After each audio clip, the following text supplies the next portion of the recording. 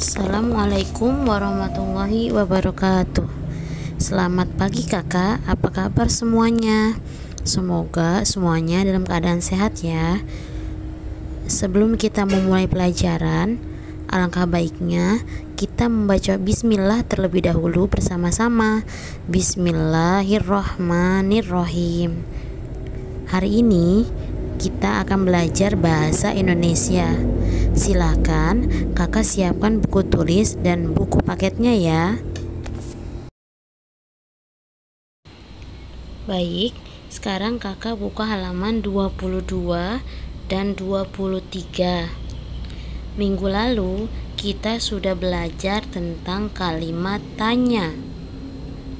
Nah, kalimat tanya itu terdiri dari kata tanya. Kata tanya di sini ada apa, di mana, kapan, siapa, mengapa, bagaimana. Nah, kata tanya di sini biasa disingkat dengan adik Simba. Kita ulangi lagi, adik Simba. A itu apa? Di itu di mana? K itu kapan? Si itu siapa? M itu mengapa? Bagaimana? Jadi disingkat adik Simba. Adik Simba. Apa itu untuk menanyakan peristiwa yang terjadi. Contohnya, apa yang terjadi di depan SD Islam Al-Bayani? Di mana? Itu menanyakan tempat terjadinya peristiwa.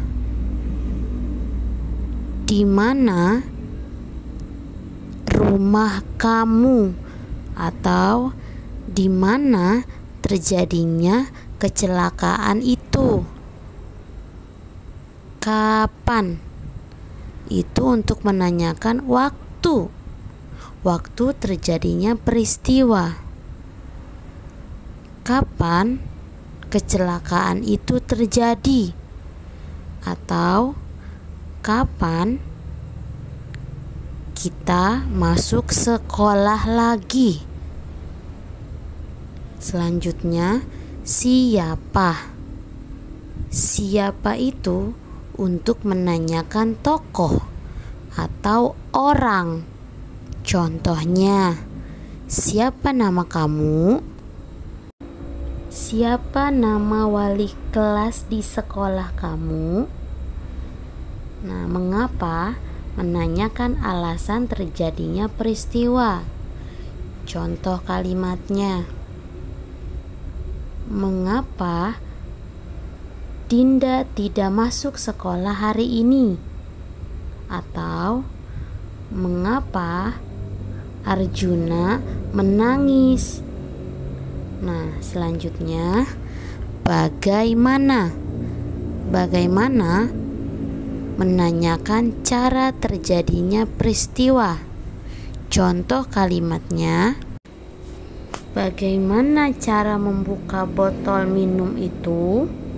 Atau bagaimana cara menutup pintu itu? Nah, setelah kita pelajari kalimat tanya, selanjutnya silakan kakak buka halaman 23. Kita akan belajar tentang kalimat berita. Kita akan belajar tentang kalimat berita. Kalimat berita disebut juga dengan kalimat pernyataan. Kalimat berita berisi kabar atau pemberitahuan. Kalimat berita diakhiri dengan tanda titik. Tiap kalimat memiliki unsur-unsur kalimat. Nah, sekarang kita akan belajar 3 unsur kalimat, yaitu subjek atau subjek, disingkatnya S. Subjek merupakan pelaku atau orang yang melakukan kegiatan. Misalnya Dona, Dudi, Dila, Ibu, Ayah, nelayan, petani, tukang sayur. Nah, mereka itu disebut sebagai subjek. Selanjutnya ada predikat. Predikat itu kegiatan yang dilakukan oleh subjek.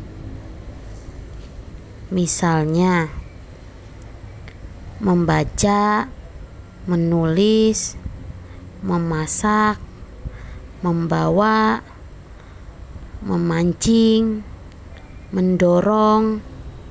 Nah, itu predikat atau ditulis dengan huruf P. Nah, kemudian ada objek yang ditulis dengan huruf O. Objek itu merupakan benda atau orang yang dikenai kegiatan. Contohnya buku, surat, nasi goreng, bola basket, ikan.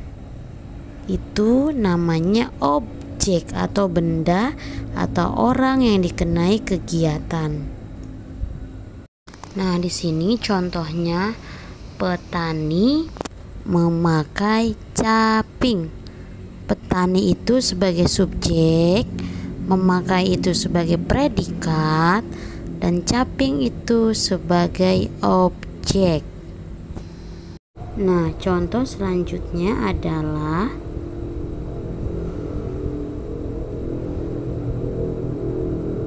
Budi sedang membaca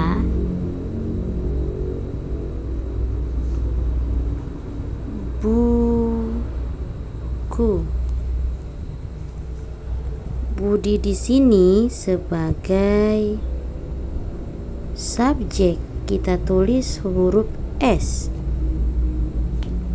Sedangkan sedang membaca kita garisin, garis bawah, kita tulis di bawahnya sebagai predikat karena kegiatan yang dilakukan.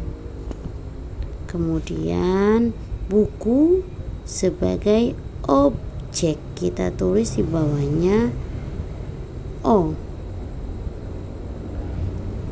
Jadi Budi subjek, sedang membaca predikat, buku objek. Kemudian contoh lagi, Ibu memasak nasi goreng. Ibu sebagai subjek, memasak sebagai predikat, dan nasi goreng sebagai objek. Ibu adalah orang atau pelaku. Memasak adalah kegiatan yang dilakukan oleh subjek yang disebut dengan predikat. Nah, nasi goreng itu adalah objek karena dia benda atau orang yang dikenai kegiatan. Contoh satu lagi, nelayan memancing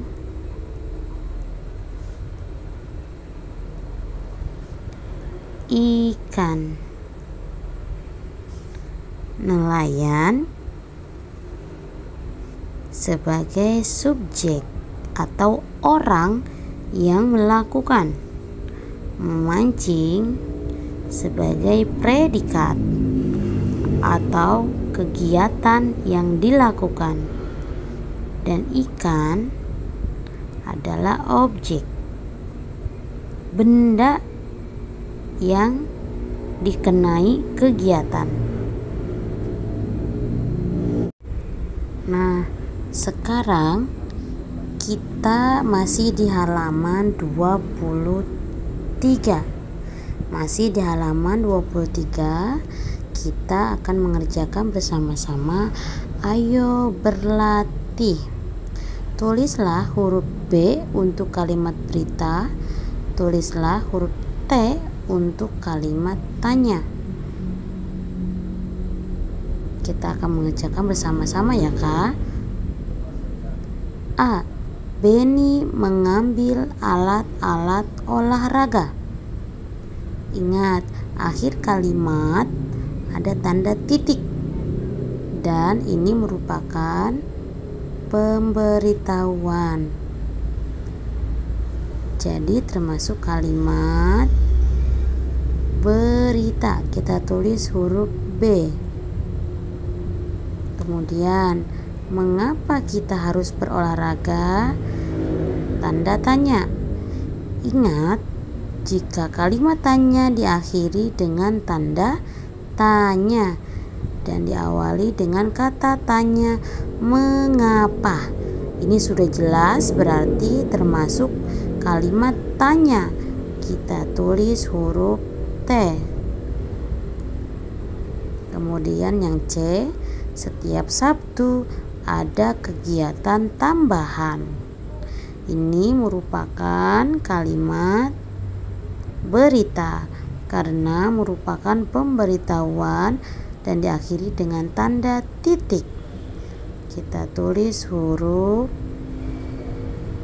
B. Nah, yang D,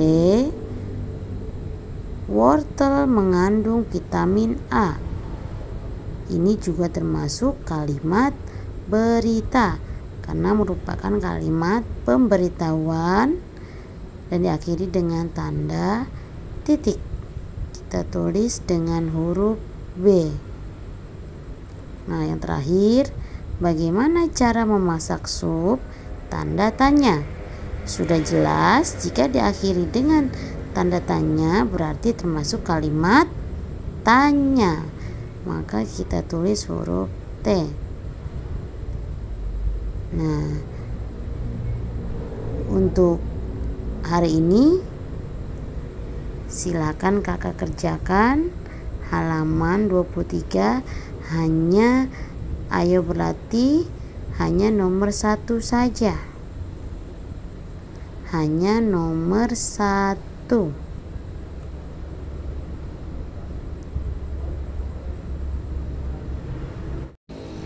Alhamdulillahirrabbilalamin.